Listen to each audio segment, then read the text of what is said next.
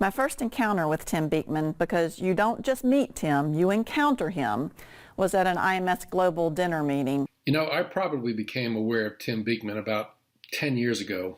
I first met Tim Beekman about 6 years ago when we adopted Safari Montage in our district. It was during one of the meetings that we were holding in our district office. It's been about 12 to 15 years ago while I was at Volusia County Schools. The first memory I have of meeting Tim Beekman is soon after I moved into the position of Director of Instructional Technology in Forsyth County Schools. I first met Tim Beekman 12 years ago when he wanted to license some of our content. The first time I met Tim Beekman was at ISTE in San Diego. I was thinking, this is a dignified organization and I'm going to be dining with thought leaders and having academic conversations.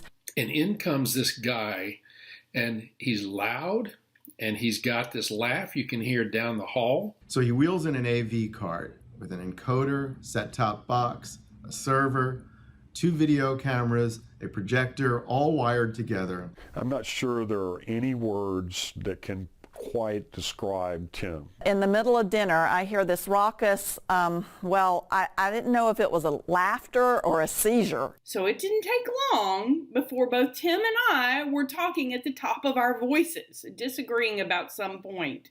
This whirlwind really just came in. And my attention is drawn to a guy in the middle of the group who seemed to be the life of the party. When he is in our office, we certainly know he's here. After he left, I said to his sales guy, you know, I'm not sure you need to bring him around anymore. I think you and I can probably work through this. And throughout the dinner, every once in a while, I'd hear a loud voice followed by laughter. And I'm thinking, who is this guy? You know, I do a pretty good Tim impression. You know, I think I do.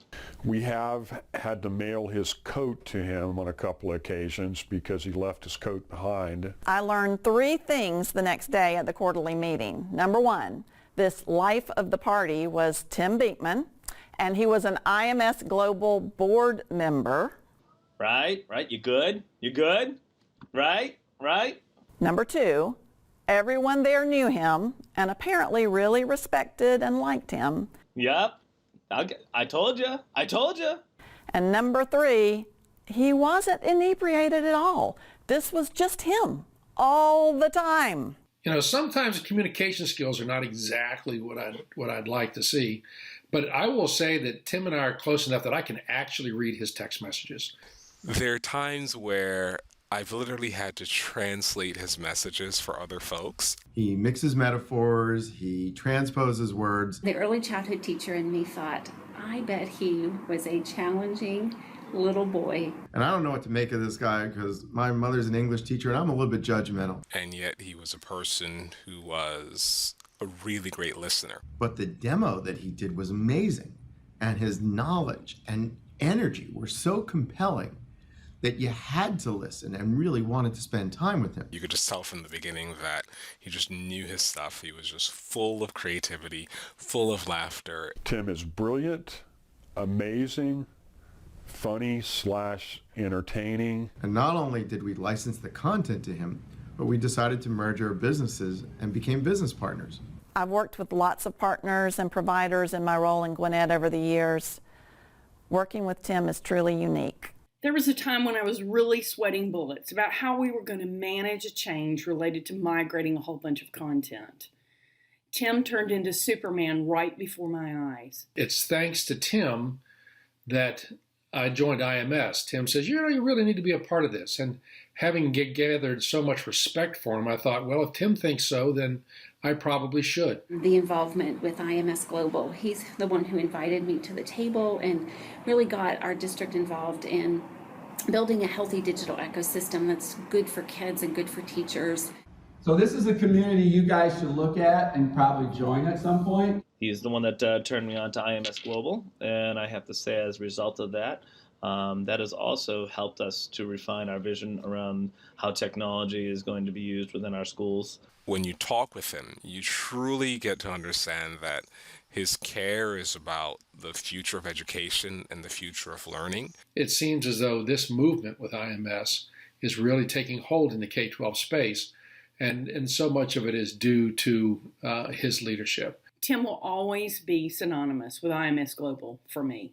I was amazed by the dedication and commitment of Tim that he had for education and educational technology solutions. It's Tim's commitment to making technology work in education that drives him. So it's only natural that he became a champion for interoperability and IMS standards. Interoperability standards help protect your intellectual property, your direction, but also help you integrate with many, many things. I do feel like there is a partnership and mutual respect, and I do believe he is working for the best interest of our students first and foremost.